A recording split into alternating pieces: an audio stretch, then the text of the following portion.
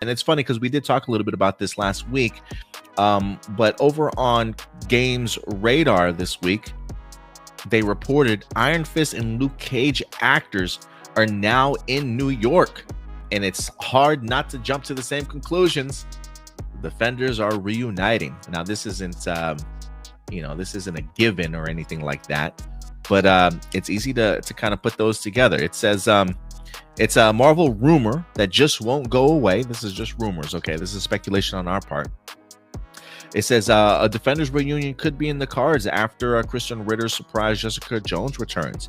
If you've been following the travel itineraries of actors Finn Jones and actor Mike Colter, that is, as spotted on social media sleuths, Colter posted a shot of the New York skyline in recent days on his Instagram stories.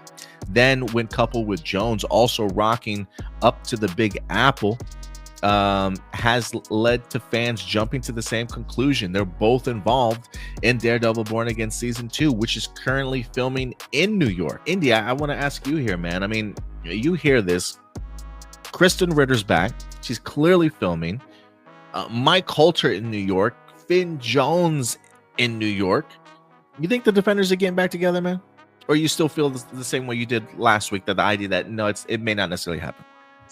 I don't know if it's going to happen like that. I think you might get a cameo and something. I do believe that what Fisk is implementing is going to affect them as individuals and how they move. Somebody had asked him if he would return as Iron Fist, and he said, "Guys, give me a effing chance," or something like that, right? Really to kind of emphasize the idea that, look, I can do better.